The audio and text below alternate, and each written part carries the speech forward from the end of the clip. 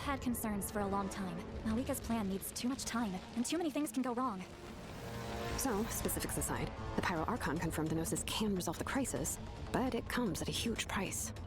This is a distress signal for the Masters of the Nightwind, so Auroron was indeed being threatened. Great going, Malika. We're already off to a rocky start here. Bring it! Then brave means echo! If she's trying to finish that ancient name, there's only one place she could go. His soul is temporarily restrained by us, and it appears to have become more fragile in the process.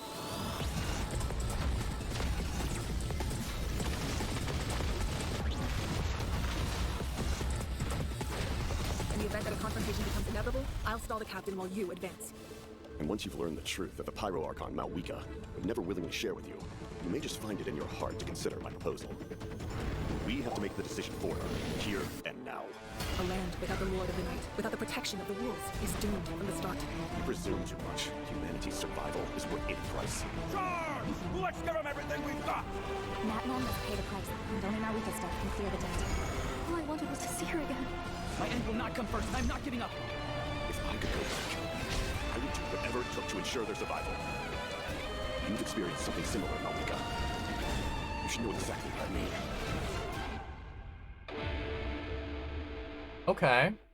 Okay. Very, very cool. So here's right off the bat, here's something that I do want to kind of like talk about and mention, right?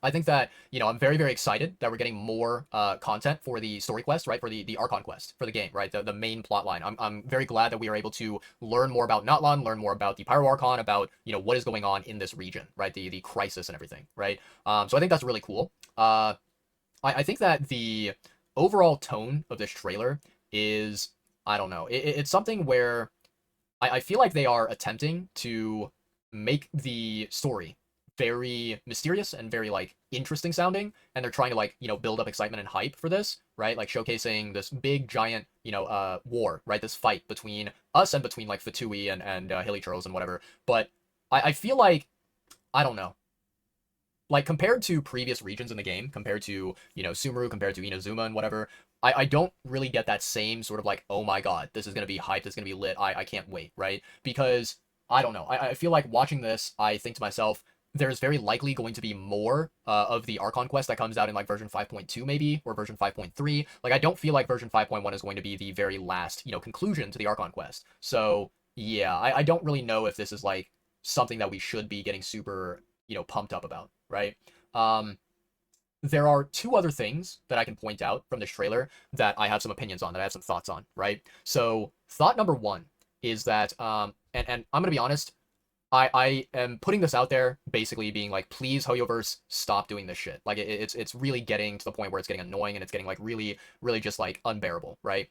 For those of you who, you know, are familiar with Genshin, are familiar with these types of trailers, you guys will know what I'm talking about. But basically, in this trailer, right? Let me see where it is. I think it was...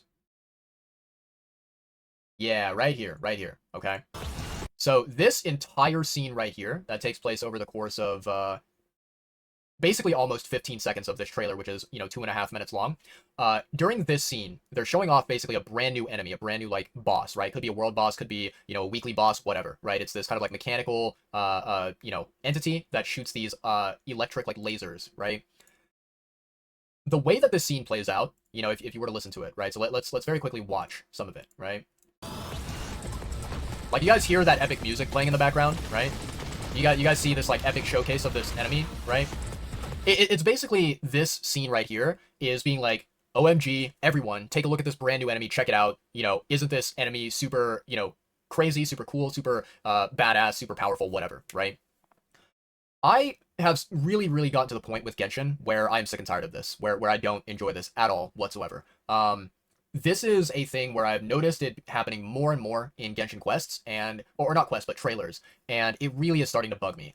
I don't like this idea of introducing a brand new enemy and then, like, trying to get the viewers, trying to get the people who are watching the trailer to be so incredibly invested and care about this new enemy, right? Because, you know, and I'm just going to speak from my own experience as a Genshin player who has been, you know, grinding away at this game for like 3, maybe 4 years at this point, right? The only time that I ever get excited for a brand new enemy is if the enemy is a human, right? If the enemy is a character, you know, an NPC that is a human that has some sort of important lore connection to the traveler and to, you know, the region that the boss is in, right? Then I care about it, right? So we look at Signora in Inazuma, right? We look at Raiden Shogun in Inazuma. We look at Tartaglia in Liyue, right? Like, these human, you know, bosses that we fight against are epic. We can also look at, you know, even Scaramouche in Sumeru, right? Fighting against the Wanderer, right? I think those bosses are good. I think that they're epic. I think that they are important and that they are valuable. But I'm gonna be completely honest, watching the like 15 seconds of this trailer for this fucking enemy right here, like whatever the fuck this thing is here, I don't care about whatever the hell this shit is. Like, what is this thing? Why do I care about it? Why is it important, right? Literally, I just look at this thing and I'm like, oh, okay, so it's going to be a boss that provides new Ascension materials for new characters. Like, that's literally all I see out of it. And then, you know, what MiHoYo decides to do is they decide to spend 15 seconds of a 2.5 minute long trailer fucking, like, highlighting this brand new enemy, as if this enemy is something where I'm like, oh my god, this is insane. Guys, look, it's a robot. No way. I can't believe it. Mind blown. You know what I mean? Like, what kind of reaction am I supposed to have to this shit? I legit do not give a single flying fuck about this enemy right here. So I don't understand why MiHoYo insists on highlighting these new boss enemies that are non-human in their trailers. It makes no sense whatsoever. I'm like, dude, I'm falling asleep here. I could not give less of a shit. So yeah, I think if I had to give a message to HoYoverse, to the developers, to the people creating these trailers, stop spending so fucking long looking at these enemies. Literally, you could spend 5 seconds showing the enemy and then swap to something else. That's it. That's all you really need. You don't need 15 to 20 seconds showing off all the different types of, you know, stupid ass attacks that it has, because players are going to get to experience it in the game anyways. It doesn't matter, right? It feels like all they're doing at this point is they are padding the time of the trailer to make it so that it reaches 2.5 minutes, right? Without this, it would be only like 2 minutes long, or like 1 minute 50 seconds or whatever, right? So yeah, it's just like, this shit right here annoys the hell out of me, right? So yeah. Okay, so let's talk about this part, shall we? Let's talk about this part.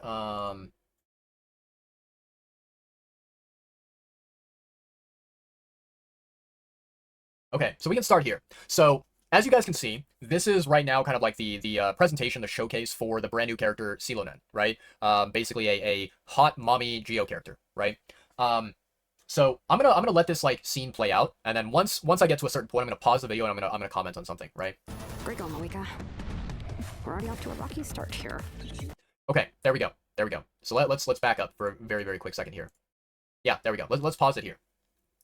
Listen, I am not a professional voice actor, right? I don't know what it takes to be a professional voice actor or voice actress, right? I'm not someone where I have the authority to go around and be like, this guy is you know, a high quality voice actor and this person, you know, isn't, right? I have no authority to tell someone, you know, I have no authority to tell someone like, you should be a voice actor or you shouldn't be a voice actor or whatever, right? I don't have that type of ability, right? I'm just a nobody on the internet. However, I'm going to be completely honest here, speaking as a consumer, right? Speaking as a player of Genshin Impact, and basically giving my opinion on what we are being shown here. As a player of the game, I look at this, and the immediate thought that I have in my head is, wow, this voice actress for Silonen, the English voice actress, man, oh man, she does not sound like a professional at all. She does not sound like she, you know, has done, you know, hundreds or thousands of voices in the past for other characters in other games and other movies and other TV shows, right? She sounds like kind of just a random lady that they plucked off of the street and they put her in a sound booth and they were like, okay, read these lines off this piece of paper, right? Because I'm going to be completely honest here. This delivery, right? Let's replay this delivery, shall we? Hold on. There we go. Okay, let's replay this delivery. Great going, Malika. We're already off to a rocky start here. I don't know if you guys are hearing the same thing that I'm hearing, but this voice actress, she sounds so incredibly fucking bored out of her mind. She sounds like she would rather be doing anything else in the entire world than voice acting this character. She sounds so just like monotone and so deadpan that I'm like, dude, like, are you even trying to, you know, I guess like, are you trying to give this character any emotion at all, right?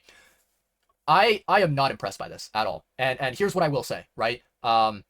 Listening to this right here, I am so glad that I play Genshin Impact with Japanese voiceover, because this is one of the biggest reasons why I hate English voice acting. I feel like for some reason, English voice actors really struggle to give the characters that they are voicing, give them life and give them emotion and you know, basically have these characters connect with the viewers and with the audience, right? You yeah, that delivery of, I think it was like 2 lines or 2 sentences or whatever that Silonen just now spoke, it was the most unimpressive voice acting I've heard in like the last fucking year, right? It was bad, right? I hear that and I'm like, wow, this person, it did not feel like they put any effort at all into voice acting this character. And that's very, very sad, right? So my only takeaway from this, the only thing that I can say from hearing that is, one, I'm so glad I play Genshin with Japanese voiceover, and two, I'm also very, very glad that I am not pulling Silonen, right? For those of you out there who are unaware, who don't know, let me go ahead and tell you guys about it now. I already know 100% that I'm not pulling for Silonen. There's a couple of reasons why, right? Number one, she is a Geo character, and I think that Geo characters in this game who are intended to be used as a DPS character are not good quality. I would rather have a DPS character of any other element than Geo. I think that Geo is by far the worst element in the entire game, right? The only Geo character that I actively use and that I actively love is Zhongli, because he is a support. He provides a shield. He is not meant to deal damage. He provides a shield, that's all he does, and he allows my DPS characters to shine, right? So, I love Zhongli, but DPS Geo characters, I could not give a single flying fuck about. They can fuck right off, right? So, Silonen, Geo character, right? The other thing that I think I saw this whenever she was like doing her moves and whatever. Let me see if they actually showcase it. Bring it! Let me wave names echo! It's kind of hard to tell. Like it's very, very tricky to get an idea of what the answer is, right? Let me see here if there's like a clear image of it. Okay, so this weapon right here, you know, we can kind of see a very blurry outline of it. It looks like it could potentially be a sword, so that's fine. If it is a sword, that's nice, right? So it's like, yeah, right, it could be a sword, but there is also a chance that it is a claymore. And if it is a claymore, that is another 100% reason why I will not be pulling for Silonen, right? Now, let's say that hypothetically, let's say that this is a sword. Okay, sure, that's fine. Let's say it's a sword, okay? Here's the thing about that sword. Let me see. I'm currently looking through Genshin right now, and I am basically what I'm doing is I'm attempting to confirm some information very quickly here. Let me take a look. I think it's through here. It is through here. Okay. I want to make sure that I, you know, have the correct information before I spout some fucking nonsense, right? Yeah. Okay. So I was right. I was correct. Okay. So here's the thing, chat. Here's the thing. Let me very quickly, hold on. There we go. Okay, perfect. Got it back up. So let's say that this is a sword right here, okay? I don't know what, you know, kind of like main stat this sword could be, right? But I have a feeling that it is likely not going to be crit rate or crit damage. Because from what I understand about Silonen as a character, she is supposedly intended to be a support character. Therefore, I don't think that her weapon would be a sort of DPS-focused weapon. I don't think that it would focus on crit rate or crit damage, right? Another thing that I also want to point out, which, you know, is a little bit of a tangent. It's sort of kind of related, but also not really. I just now went into Genshin. I went into the game, and I triple-checked this. If you go and you take a look at the free craftable weapons, the weapons that you can go to the blacksmith, and you can forge these weapons for free, right? From the blacksmith if you have the required materials. If you look at the ones that are, you know, from the region of Natlan, a lot of them have a main stat of defense, right? So, this is a little bit of a tangent, I admit, but let's just say, hypothetically, I were to pull for Silonen, and let's say that I was like, you know what, I don't want to pull for the weapon banner, because I feel like the weapon banner is a scam, and I feel like I'm going to lose the 50-50, right? Let's say that happens, okay? My next best option, usually, typically, you know, by default, my next best option would usually be to go and get my hands on a free, you know, useful weapon. And if one of my free useful weapons is a weapon from Natlan that you can get from the blacksmith by crafting it, and the main stat is defense, that does not really give me a lot of hope. That makes me feel like either one of two things is going to happen. Either number one, Silonen is a character that's going to scale off of defense, which, if I'm going to be completely honest with you guys, I fucking hate characters that scale off defense. I think scaling off defense is like one of the most disgusting ways to build a character, right? So, there's a scenario where Silonen scales off of defense, hypothetically. There's another scenario where she doesn't scale off defense, and if that scenario is true, then the free craftable sword that you can get from the blacksmith in Natlan is not viable. It is not useful for her, right? And if that's the case, then it would basically mean that it is going to be harder to find a good free-to-play weapon option for her, right? So, yeah, I think, you know, overall, the number one reason why I'm not pulling for Silonen is because she is Geo Elemental. I really, really don't care for Geo Elemental, and I feel like MiHoYo has been trying these last couple of version updates. They've been trying to, persuade more people to pull for Geo characters and try to make them more useful, more pretty, more appealing to the audience, to the players. I personally am not buying it. I am not convinced. I am not at all, changing my opinion in my mind about how Geo feels like the #1 worst element in the entire game to play. There's no getting around it, right? So yeah, I will be 100% skipping Silonen in version 5.1. I am not going to be pulling for her. I don't care what. And I am 100% certain that you can quote me on that. When version 5.1 comes around, you will not see me spend a single Primo Gem on Silonen's banner, right? So yeah, I don't like her character kit. And another thing that I will very bluntly, very honestly say straightforward to you guys is I think that her English voice actress did not do a good job with this character. I don't like it, right? So yeah, those are kind of like my biggest takeaways that I have from this trailer is, one, stop wasting any fucking time on this shit right here. Like, this shit is boring, it's garbage, I don't care about it, it is just terrible, right?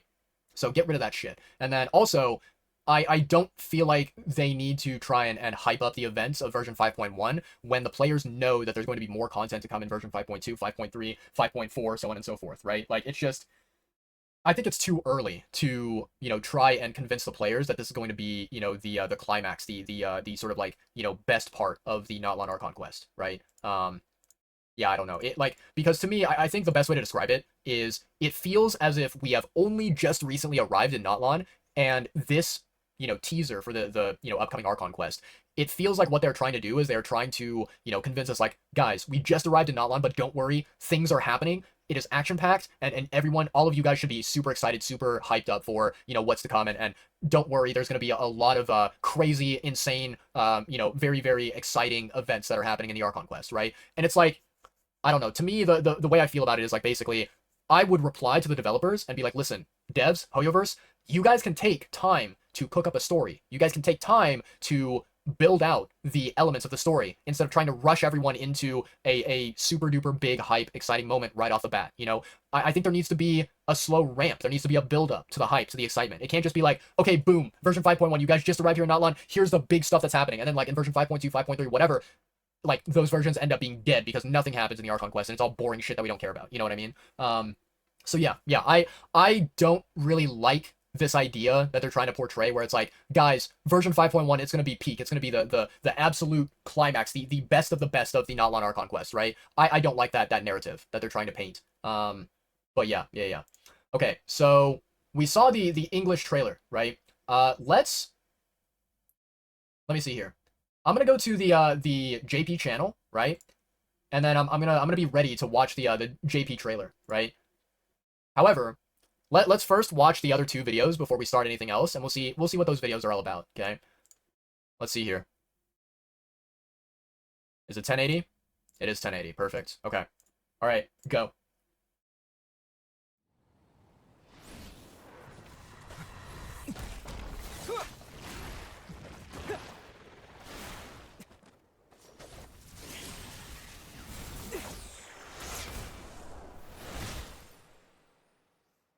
Passing memories. I will say, it is quite disappointing that they used Aether instead of Lumine, but sure.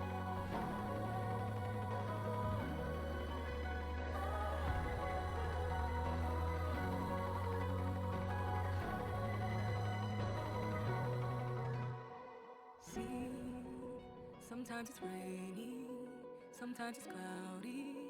That's what journey means. Can't see. The scene ahead's blurry, but we still must pursue the dream. Travel through the heights and shallows, put on sturdy shelter for somewhere else. I hear about your last trace. Love is shining bright in the deep night. Stand up too many times and know it's not right. The stars will finally. They should have let Xiao die, man. That would have been peak.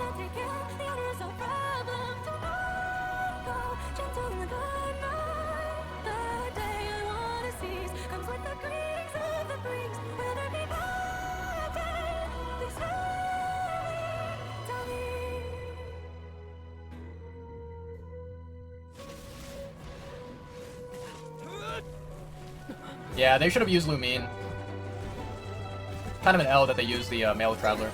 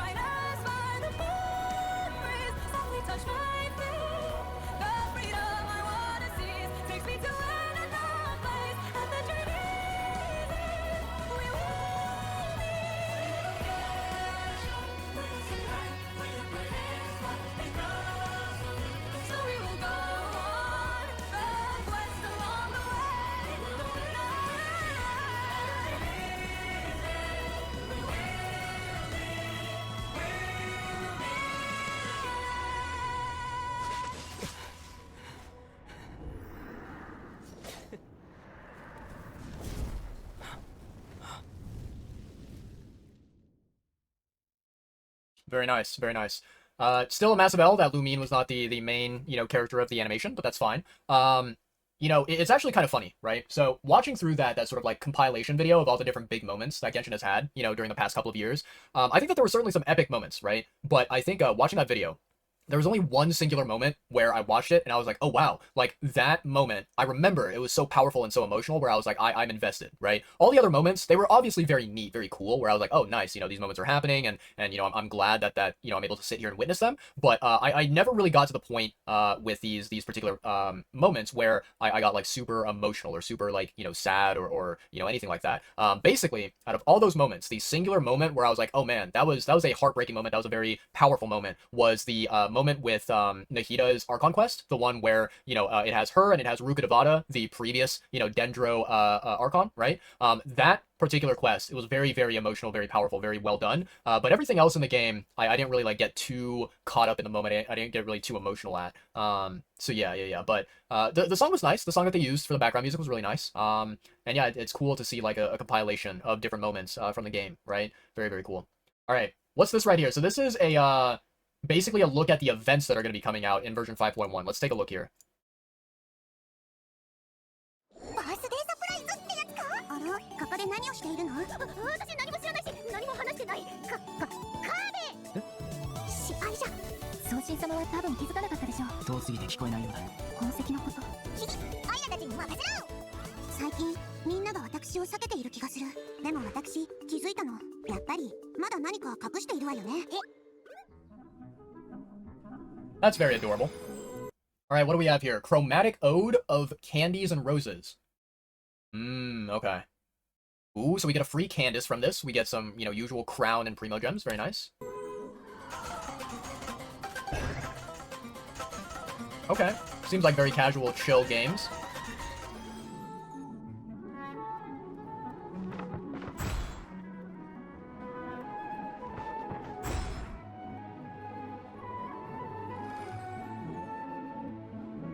Nice, we got a combat part of it. Very, very nice. Damn, bro, imagine using Tartaglia in 2024. Couldn't be me.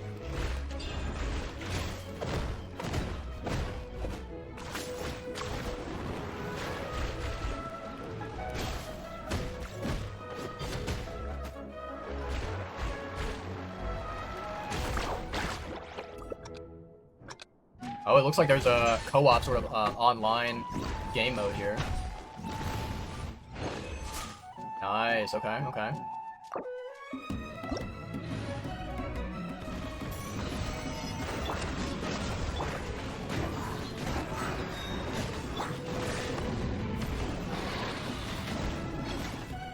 Oh, let's go. Lieben is back. Let's fucking go.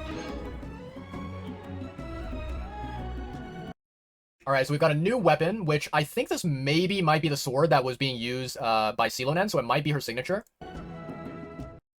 We've got a claymore, a polearm, and a sword, it looks like. This sword looks actually really cool, but I don't really know if any character would really want it. Is that all? I think that's all. Okay. Interesting. Okay. Alright.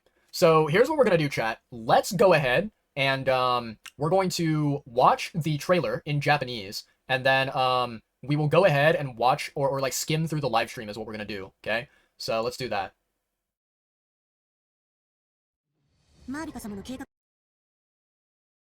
There we go. は時間がかかるし、不確定要素が多すぎる。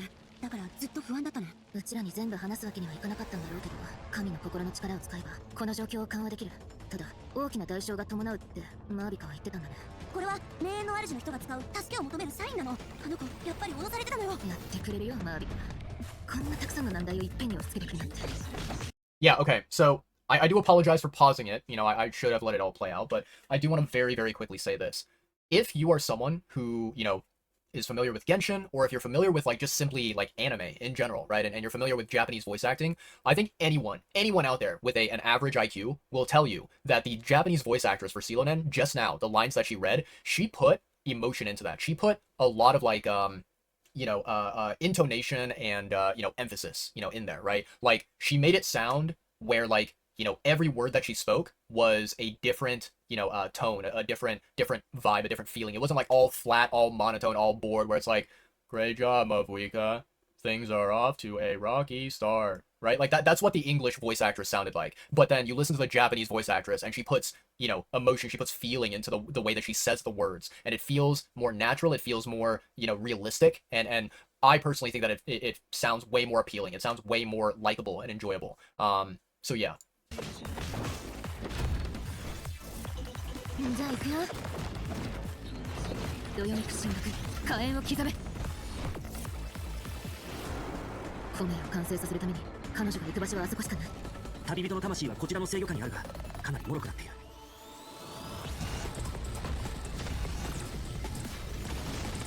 Man, I do not care at all about this new enemy. Get the shit off my screen, man. もし正面衝突が避けられなくなったら、私が隊長の足止めをする。もしエンジンのマービカが絶対に教えない情報を知れば、お前も俺の提案を前向きに考えたくなるかもしれない。彼女の代わりに実行する必要がある。今すぐにだ。ヤガミとルールの庇護を失ったこの地がいつまで存続できる。1日でも2日でも代償などよりも命の継続こそが重要。恐れずにかかれ。ナガは代償として死を払わなければならない。そしてそれに釣り合うのはマーリカ様の死だけなの。私はただあの子にもう一度会おうと。僕は君より先に消えたりしないし、運命を受け入れるつもりもない。もしあの時に戻れたならば、どんな手段を使ってでも皆を助けるだろう。マービカ、お前も似たような経験をした。俺の言っていることの意味はわかるだろう。Yeah. Yeah, no, like that trailer, the feeling I got from it, it was so much more interesting than the English trailer. By light years, by miles, by oh my god, by so much. It's crazy. Yeah. Yeah, so that was like a much better feeling that I got from version 5.1, but at the same time, like even though the Japanese trailer in my opinion is better, I still do think that version 5.1 is like it's not the end-all be-all. It's not something to be incredibly, you know, mind-blown about and go crazy over and whatever, right? I feel like we should go in and we should enjoy the Archon quest, enjoy the story, but we should not expect it to be the best of the best, you know, the absolute peak of Notlan, right? I think we should manage our expectations and go in with a very open mind to version 5.1 because, I don't know, at least to me, like for me and my priorities, you know, my own Genshin account, I think that version 5.1 is going to be just a simple version update where I kind of save my Primo Gems and I wait until Mavuika, her character, you know, releases in the game. So yeah, very, very well done to all the voice actors and actresses on the JP side. Very, very well done. Good stuff. So yeah, let's go now, chat. Let's go and go back to the English. There we go. And then what we're going to do is I'm going to, let's see here, do 1080. I'm going to put this at 2 times speed. And we are going to, yeah, we're going to go ahead and skim through the stuff that we've already seen. So there's the first redemption code. By the way, I do need to, I'm going to do this like while we are, you know, looking through the live stream. Let's go to account, redeem code. So let me take a look here in Discord. I have it on Discord. I know that like a bunch of different people have posted the codes and whatever. Take a look here.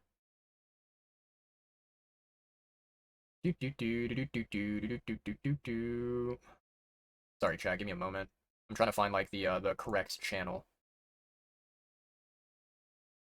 By the way, chat, this is completely off topic, but it's something that happened where I was like, oh my god, I can't believe this, you know? Let me see here. For those who don't know, I'm just gonna very quickly, you know, talk about this, very quickly mention it.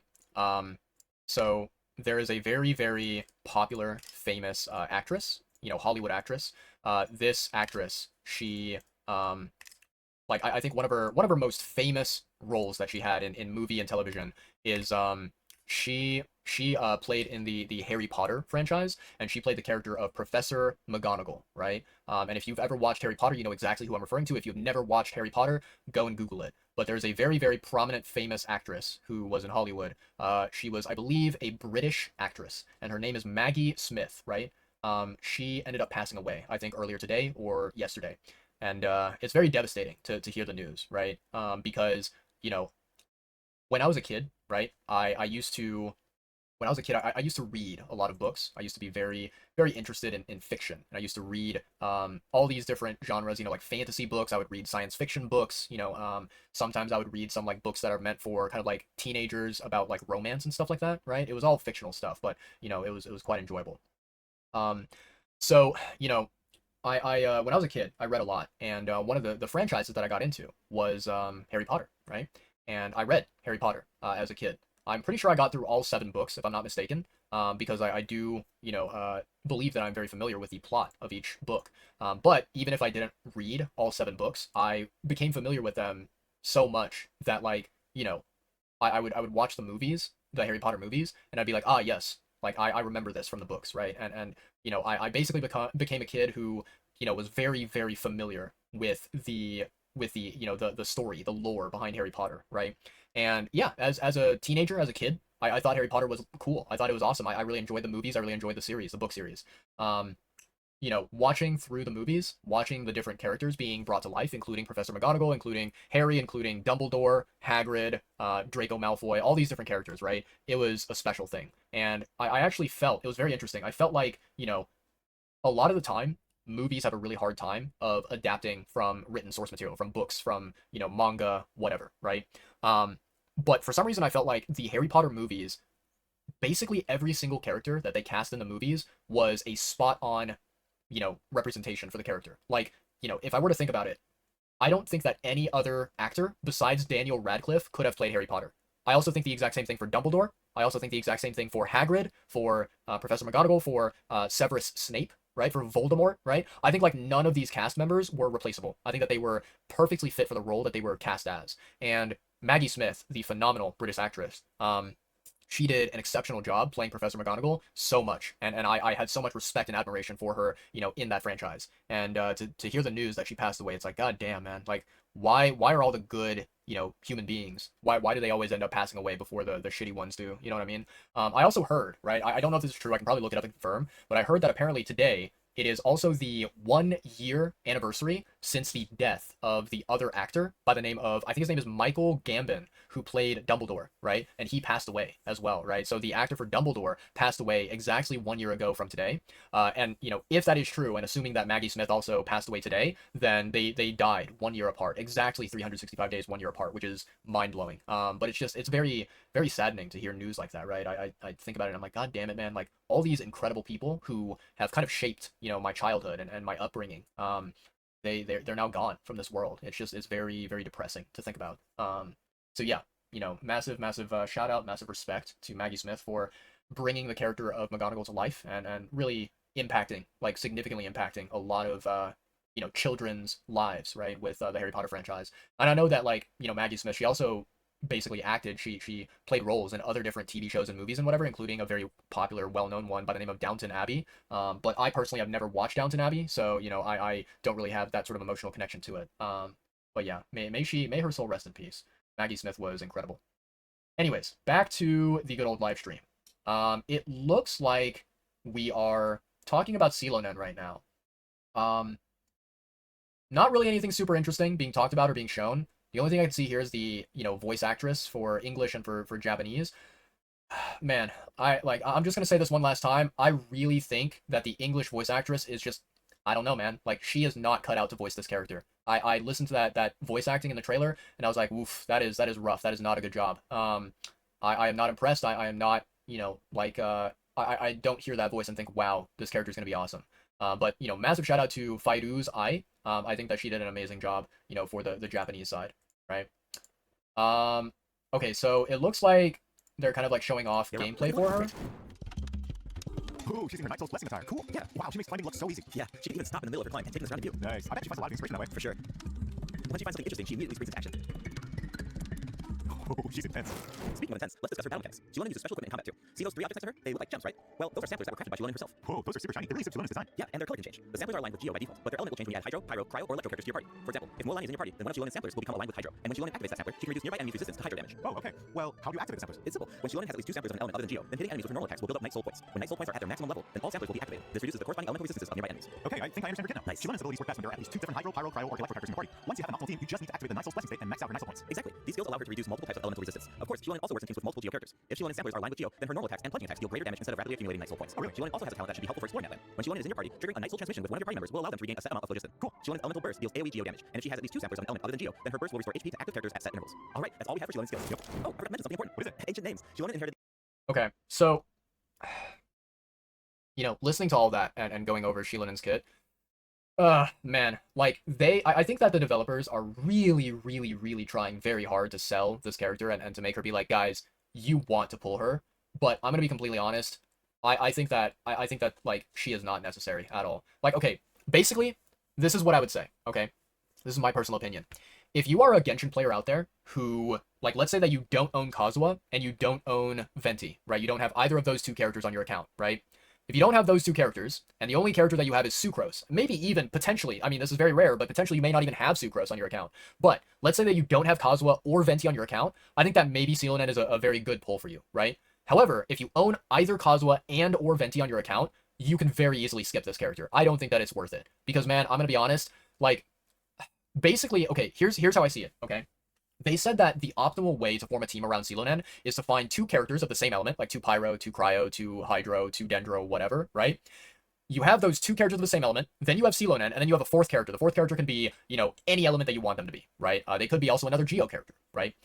The way that I see it is like, okay, so let me give you an example of the way that I play Genshin and the way that I form my teams. A lot of the time, when it comes to, like, you know, let's say open world exploration and limited events, right, where I don't need two separate different teams, the way I form my team is I have a hyper carry, right? I have a main damage dealer. I have, you know, like a healer or a buffer character, like a support character, right? I then have Zhongli, right? Zhongli is kind of like he is like a foundational core character where it's like, I take him everywhere because he provides a free, very powerful shield. And he also, I think he reduces either defense or he reduces resistance from the enemies, right? So I have Zhongli. And then I have a fourth character. It could be, you know, someone for elemental resonance. It could be an Anemo character for swirl, whatever, right? The way that I see it is if you're going to be using Celonen, Celonen would basically be playing the role that Zhongli plays. Like, currently right now I use my Zhongli. Celonen would be replacing Zhongli. The biggest problem is that Celonen does not provide a very tanky shield for your characters, right? She does not provide that interruption resistance for your characters. And so, you know, you could be like, okay, well, what if you take both Zhongli and Celonen?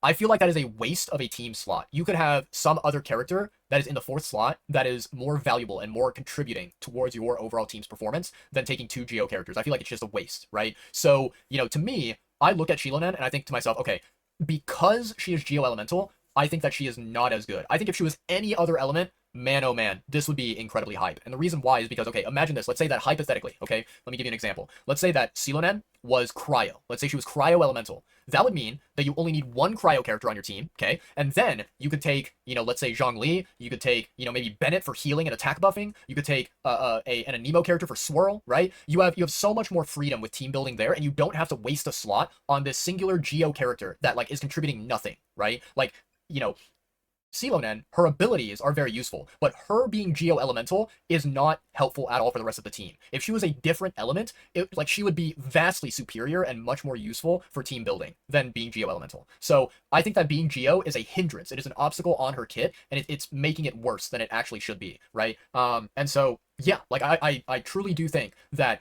if you have characters like Zhongli for defense or resistant shred, and you have, you know, if you have like an Anemo character like Sucrose, Venti, Kazuha with the Viridescent Venerer set for, you know, swirl and also res shred, right? Then you don't need Celonen, right? And yeah, like, my personal opinion, my personal take, I would very much rather save up my Primo Gems to get Mavuika, to get Capitano, maybe even to get other characters like Sitlali or, you know, Chaska, right? Or any of these other Notline characters, right? I do not think that Celonen is worthwhile. I do not think that she is a good character to pull, right? So yeah, TLDR, if you don't own Kazuha and you don't have Venti, then you can consider pulling her. But if you own any of those characters, you can skip her. Like, there is no need to give into this idea of, you know, FOMO. Like, oh my god, she's a brand new character. She just came out. I have to get her because everyone else is getting her, right? Like, don't fall for that crap. And also, don't go on YouTube and search up these videos of people doing, like, oh my god, check this out. Celonen and her team managed to do 500 million bajillion zillion damage to the enemy because of Celonen's buffs, right? Like, don't look at these videos where they try to hype her up and they try to, you know, clickbait you and be like, oh my god, check it out. She did 100 trillion billion zillion damage because of her buffs. Like, she's a must pull, right? Don't buy into that sort of YouTube clickbait bullshit. It's not worth it. It's really not. So yeah. Okay. So we've got Tribal Chronicles coming soon. Very cool. Anything else?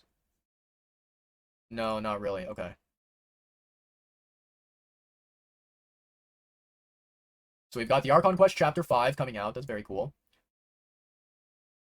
Wait, let me see what the show's right here. We'll also get a chance to meet Sitlali from the Masters of the Nightwind. Her tribe is said to be extremely knowledgeable. Very cute. So she might be able to Very protect cute our design. Of course, the traveler's ancient name won't be the only obstacle. The threat of the abyss remains. I like her Sitlali, derpy a face. mysterious member of the Masters of the Nightwind is working on a secret plan. Ooh. So this guy right here, this Ororon guy, he's apparently the guy that has been kind of like chit-chatting, kind of communicating with Capitano and working together with him. Now the question is he a good guy? Is he a bad guy? Like what is the result of his character's role in the Archon quest? But yeah, we'll I guess find out. You know.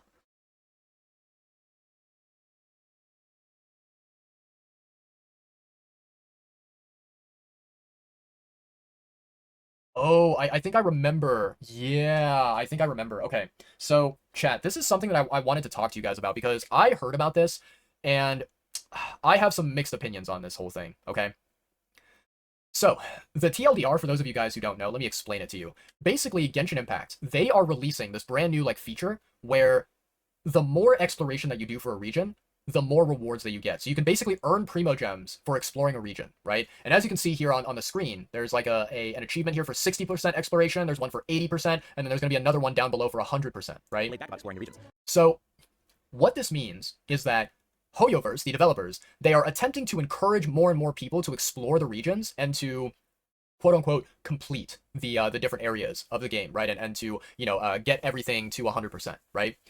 Now, the important thing to take note about this like new mechanic, this new system, is that it is a limited time thing. So let's say that hypothetically a brand new region, like a brand new section of Notlan releases in Genshin, you would have, hypothetically speaking, 30 days, right? 30 days to explore the entire area. And if you do not, explore 100% in those 30 days, you miss out on free Primo Gems, right? So yeah, that's like kind of TLDR, the very short and sweet explanation of this new system that they're introducing. Okay, let me give you my thoughts. Number one, I think it's really nice that they are attempting to provide more free rewards for like free-to-play players to get more Primo Gems and to provide them with, more of a chance to pull on banners, right? More of a chance to save up and spend their Primo Gems pulling for characters that they like, right? So it's nice for free-to-play players that don't spend money on the game, right? Sure, yeah, I absolutely think it's very generous of the developers. However, on the other side, on the flip side, I think that this is very, very, very evil and very like just ridiculously like unacceptable that they are making it tied to exploration. Because I'm gonna be completely honest with you, right? Listen, I love Genshin as a game. I think Genshin is a very fun game. But I think for me personally, the way that I play Genshin, exploration is probably one of the most like boring and just like lame and time consuming and just not fun gameplay aspects of Genshin. I do not give a single flying fuck about going around the different regions and hunting down every single goddamn treasure chest, every single goddamn puzzle that exists in the area. I don't care about that shit. In fact, as more and more regions have released in the game, first we had Mondstadt, then we had Liyue, then we had Inazuma, then, we had Sumeru, then we had Fontaine, now we have Notlan, right? All these different regions releasing, one after the other. As time went on, my enthusiasm for exploration and for completion of an area has significantly decreased. It has gone downhill so much. I hate exploring areas. It is not entertaining. It is not fun. It is not enjoyable. So the fact that the developers are basically saying like, hey, explore this region to the maximum, or you lose out on free Primo Gems. Like, I think that is really, really scummy, and I think that is just a really shit decision for the people that do not enjoy exploration. I know a ton of Genshin players out there who play the game because they like certain aspects of the game, like combat,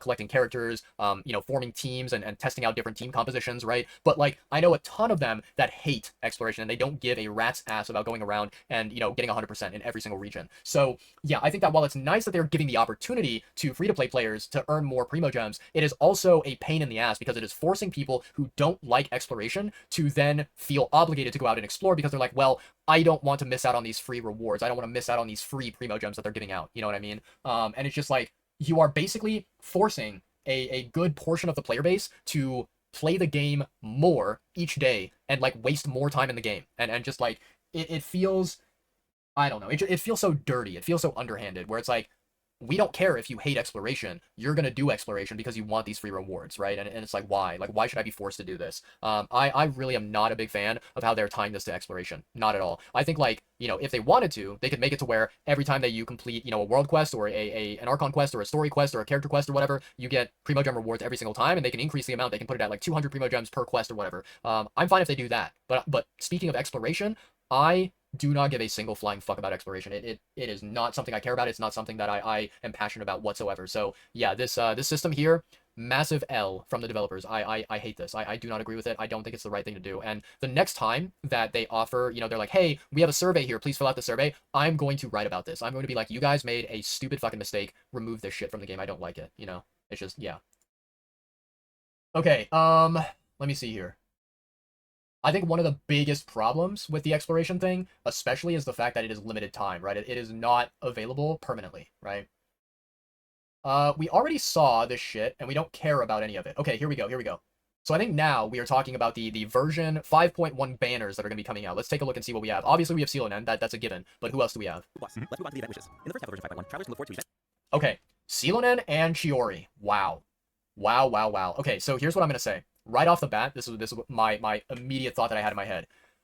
I personally, because of my account, because of like the amount of primo gems that I have and my priorities, I look at this and I'm like, thank the fucking Lord. The reason why is because I can save my primo gems. That like during version 5.1, I do not have to pull at all on either of these two banners. These two banners for me are a very, very simple, easy, no questions asked, like just, you know, straight away skip. I do not care about either of these two characters. I do not need them. I do not want them on my account. They are both garbage characters in my opinion. And I will never, you know, want to play either of them in the game. So yeah, like easy skip for the first half of version 5.1. Not a problem.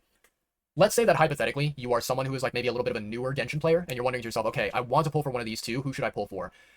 That is going to be a very interesting question. Like, in all honesty, I would say the answer is neither of them. However, if you were, like, hell-bent, if you were determined to pull one of these two, probably you would go for Celonen. And the reason why is because I think that even though Celonen is a Geo-Elemental character that I think is garbage and that I think is not necessary, the utility that she provides for her team is more utility than Chiori could ever provide for her teams. So I think it's just, it's common sense. Like, it's basically the lesser of two evils, where Celonen is garbage, but she is less garbage than Chiori is, and I think that she provides more value for the team overall, so pull for Celonen. However, for the more experienced, you know, more veteran Genshin players out there, my personal advice that I would highly recommend people follow is skip both of these banners. They both look garbage as shit, and I don't think either one is worth pulling for. Event wishes for Celonen and Chiori. A new 5-star sword, Peak Patrol Song, will be featured on the weapon banner. And in the second half of version 5.1, we'll have returning. Ooh, boy, oh boy. All right, here we go, chat. Here we go. Second half. This is a big one.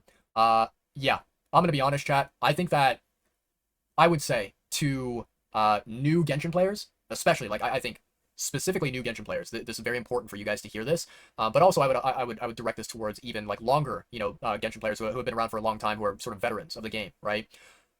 I'm going to be honest, skip everything in 5.1. Like, even if you know, think that you want or think that you need Celonen, or for whatever reason Chiori, listen, compared to Nahida and Hu Tao, those two characters might as well be like a fucking insect, like an ant on the road that you step on, right? Those characters are worthless. They're useless, right? Nahida is probably the #1 most broken Dendro character in the entire game. She is also, like, among the top 5, maybe even top 3, like, support characters in the entire game, where she provides a very, very useful utility for your entire team, and she's not meant to be like the primary damage dealer, right? She literally just applies Hydro and buffs your elemental mastery for your entire team, and that's her role, right? So yeah, Nahida, insanely worthwhile character to pull for, right? Hu Tao is less of a worthwhile character to pull for compared to Nahida. However, I personally still think that in this day and age, in 2024, Hu Tao is the second best Pyro hypercarry DPS, right? I think that she is the second best Pyro main DPS character that you could pull for, right? The first one is probably going to be Arlecchino, and you know, Hu Tao is following closely behind in second place. I still, to this very day, in, you know, Spiral Abyss, if I need to, if the, you know, situation calls for it, I still use Hu Tao as one of my main damage dealers, you know, against a lot of content. She's extremely powerful, extremely, incredibly awesome, and just, like, yeah, she is adorable, she is powerful, and I think that, you know, having her on your roster, it is not, there's never going to be a time where you're like, man, I regret pulling for Hu Tao, right? Now, here is one very important note that I'd like to say. So imagine that, like, Hu Tao has an asterisk above her name, right? Like, you know, there's like a little bit of a symbol where it's like, but wait, you know, this is a very, very important thing to take note of. For anyone out there, whether you're a new Genshin player or whether you're a veteran player, if you do not own Hu Tao at all, you don't have a single copy of her, she doesn't exist on your account, right? If you do not own her, you will 100 million% want to pull for C1. And the reason why is because her C1 is the biggest, most massive quality of life upgrade for your Hu Tao, and playing Hu Tao at C0 without her C1 ability, it feels a lot worse. It feels terrible. It feels horrible and disgusting to play C0 Hu Tao. Now, there are people out there who play C0 Hu Tao and who are fine with it and who love Hu Tao still, right? I'm not saying you can't. I'm just saying that having a C1 Hu Tao is very, very, very beneficial for your account, for your characters, right? It will elevate your Hu Tao's gameplay by an insane amount, incredible amount, right? So what that means is that, let's say you don't have Hu Tao on your account, she doesn't exist. If you say, okay, I want to pull for Hu Tao, you need to have enough Primo Gems or a credit card in order to guarantee that you get C1. Because if you don't get C1, you are probably going to be quite depressed and possibly disappointed with Hu Tao, right? So, let's say that you are a person out there where you're thinking, okay, there's Nahida, there's Hu Tao. I like both of them, I want both of them, but I can't have both of them. Who do I pull for? If I were to be very objective, very honest, very just, like looking at this from a big picture standpoint, I would say the correct answer is pull for Nahida. And the reason why is because in this day and age, Nahida has so much more utility than Hu Tao does, and she also has the added bonus of being incredibly, incredibly valuable and useful at C0, whereas Hu Tao at C0 is just not really the same, right? There's a massive difference between C0 Hu Tao and C1 Hu Tao. So Nahida has that advantage of being a character where you only need to pull one copy of her. You don't need to pull 2 copies total like you do Hu Tao. So yeah. And then, what I'll say is, obviously, this goes without saying, this is very common sense. If you have a Hu Tao in your account that is C0, I would highly recommend that you pull for Hu Tao during this rerun and get her C1. I would highly recommend it. So yeah. You know what's really funny, chat? So I'm not going to do this because, let me tell you something, I simply do not have the money to do it. I'm broke. Like, I don't have the ability to do this, right? But in a perfect, ideal world, if I had the ability to, I think that for my account, what I would probably do is I would very likely end up pulling for Nahida C2. I think that I would pull constellations for my Nahida and get her from C0 to C2. Because Nahida's constellations are insanely powerful, insanely massive, and getting even just C2 is a very, very big improvement, a very big buff for her character. So yeah, I think it would be totally worth it. However, I am not going to be doing that. I'm going to be saving my Primo Gems because I am, like, I already know. It's guaranteed to happen, right? If I do pull for Nahida C2, I will. Guaranteed 100%, no hesitation, no guessing, right? No sort of like estimating or hypothesizing or whatever. I will 100% run out of Primo Gems. I will not, have any Primo Gems left over, and therefore when Mavuika, when the Pyro Archon comes out in the game, I will not be prepared for the Pyro Archon. I will not have enough Primo Gems. So I'm going to be skipping Nahida's banner, and, when it comes to Hu Tao, in the case of Hu Tao, I already, luckily, I'm very fortunate, I have Hu Tao at C1 on my account, and I'm very happy with that, so I'm not going to be pulling for Hu Tao either. So, yeah, like, basically, this is what I'll say. For the general, average classic Genshin player out there, right, who just plays the game, very, very normally, right? Version 5.1, first half, sleep. Just hibernate through it. It is boring as hell. There's nothing valuable there. Don't pull on any of the banners. Not worth it, okay? Version 5.2, or not 5.2, sorry. Version 5.1, second half. Nahida, Hu Tao. This is where shit gets real, right? This is where shit gets important. These two characters here, Nahida and Hu Tao, are very, very, very valuable. So I would say that this is going to be the time where most Genshin players will want to pull out your Primo Gems, pull out your credit cards, right? Get ready to pull on banners. Get ready to, spend those Primo Gems and spend your money on the game. Because this right here is incredibly good for banners, in the second half of version 5.1. But yeah, for me in my account, this means that the entirety of version 5.1, both first half and second half, I get to skip all of it, and I don't have to wish on any banners whatsoever. I can just chill, relax, sit back, and wait for the release of the Pyro Archon. That's it. So yeah. Okay, let's see if they talk about anything else here. We've already seen all of this from the event, event highlight stuff, I think. Let me take a look here. Oh wait, they're talking about the weird trailing echoes thing. Let me take a look. Challenges will also be added in version 5.1. Travelers will not be able to obtain echoes for Zhongli and Kuching. Whoa, Zhongli's echo is really cool. Kuching's echo is also beautiful. She leads the trail of flowers. Oh, that's adorable. I am definitely getting Kuching's. Kuching is a queen to me. I love Kuching. Okay, so Zhongli and Kuching. That's very, very nice. Okay, so here I think they start talking about the quality of life updates. Let's listen to see what they say. Okay.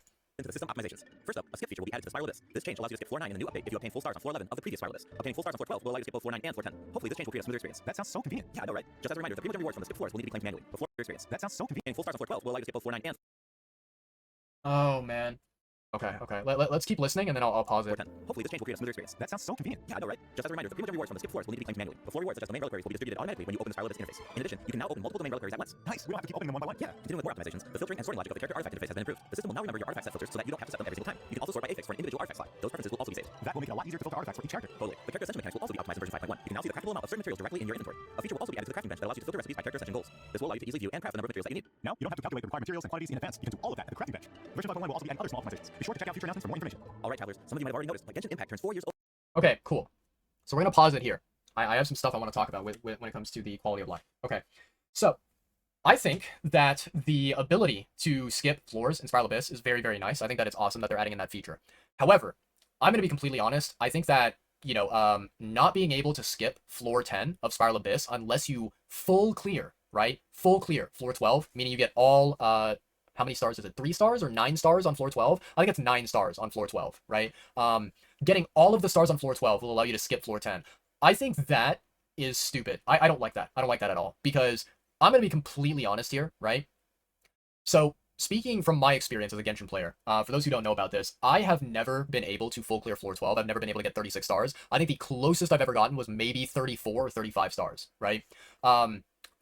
I think, like, one of the probably the big reasons why I've been unable to achieve this is just because I am not someone who min-maxes in the game. I don't go into Spiral Abyss and be like, okay, I need to do this rotation. I need to make sure that, I'm bursting at these times, and I'm what's it called? Funneling my energy into these characters, and I'm doing all these, microscopic steps perfectly to get the most ideal optimal rotation, and trying to do everything as efficiently as I possibly can, right? To me, I just go into Spiral Abyss and I literally just Oonga Boonga. I just hit the enemies, I just hit the bosses, and I'm like, I will smack you until you die is what I do with the bosses in Spiral Abyss, right? So I have never really been able to full clear floor 12, and I've never really cared about it. Whenever I try floor 12, hypothetically, whenever I've done it in the past, if I did not get 36 stars, I just walked away. I just stepped away from Spiral Abyss, and I was like, okay, cool.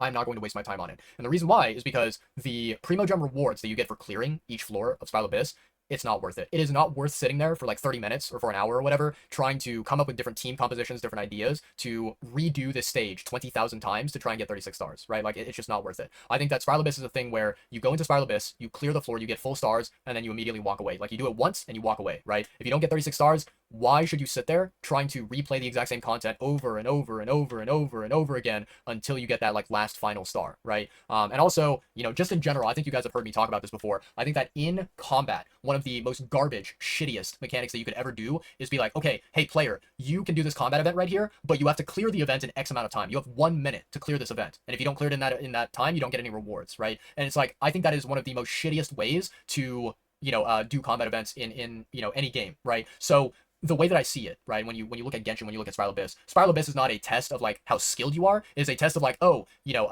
can you quickly deal X amount of damage in X amount of time? And, mainly the people who can do that are people who spend money on the game. They're people who have constellations, who have, a bunch of 5-star weapons, who have like the best artifacts that they could possibly have on their characters, right?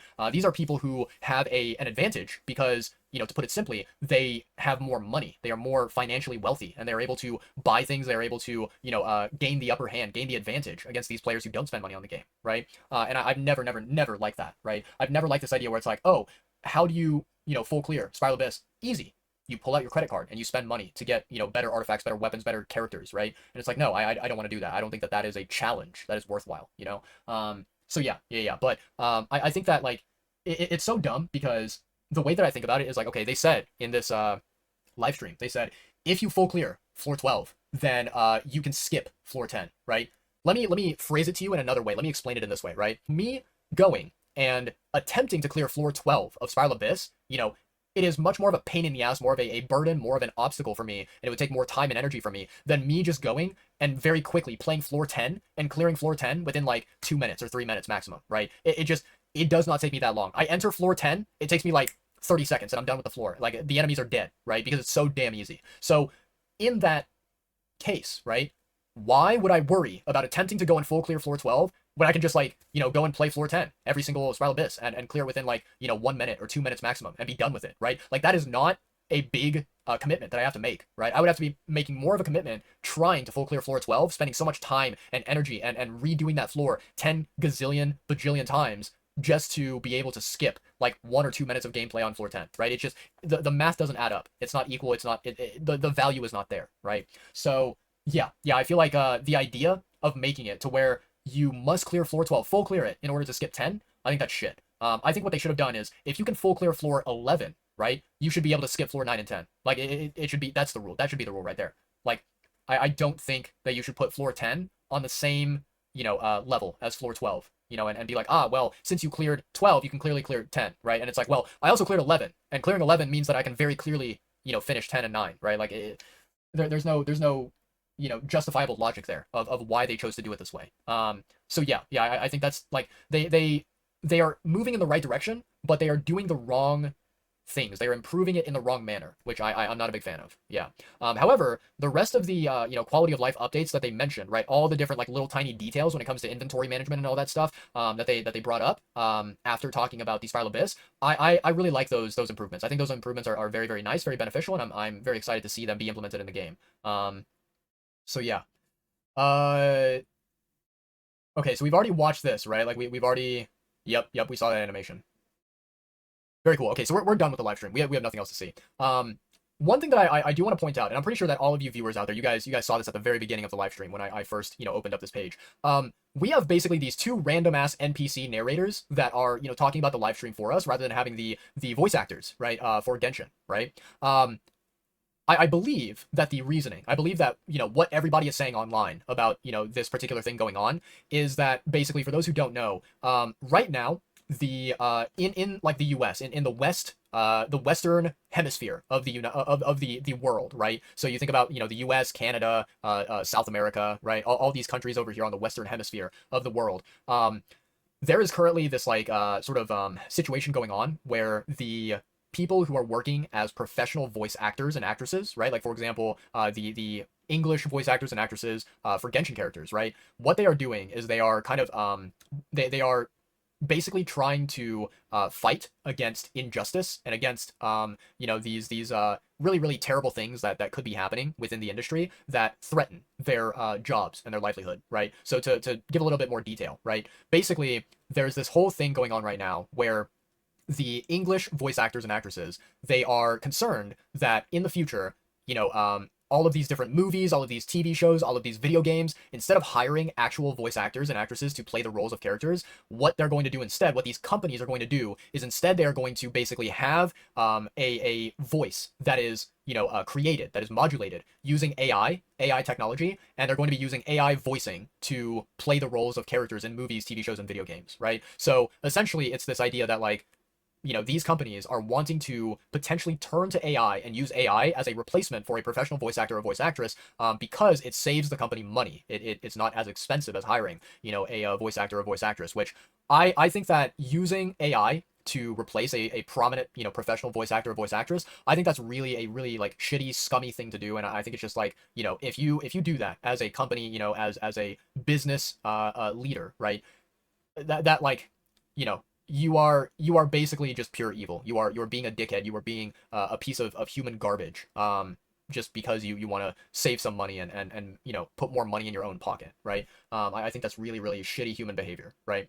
So yeah, basically these English voice actors and actresses, they are attempting to fight against these companies that hire them, and they're basically saying, hey, we want all of these companies to sign this contract that says that these companies promise to never, ever, ever replace these voice actors and actresses with AI and use AI in these movies, TV shows, and video games, right? And so essentially the way that it's working is that until they all get on board with this idea and sign the contract, sign the agreement, this kind of legal agreement, the voice actors and actresses are basically going to be like, we are going on a strike. We are not going to go and work for your company and do any sort of voice acting roles or whatever until you do the right thing and you sign this document and you provide protection for us and make sure that we don't lose our jobs and don't get replaced, so I'm pretty sure that is probably the number one big reason why during this live stream none of the voice actors and actresses appeared for the live stream, and instead we had to have the live stream narrated by these two NPCs who are nameless and who are literally nobodies that we don't care about. But yeah. So yeah, that was the version 5.1 live stream that they did for the upcoming version update. Overall, I'm gonna be honest, this entire version update for me personally is definitely looking like a skip. It is looking like a filler patch. Like it's basically just gonna be boring and not really very interesting whatsoever. The only thing that I'm looking forward to in version 5.1 is the Archon quest. That is literally it. Everything else I could not give a rat's ass about. Everything else I don't care about whatsoever. So yeah. But I believe that is all. I believe we don't have anything else left to watch. We've seen everything. Yeah, I think we've seen everything. Okay.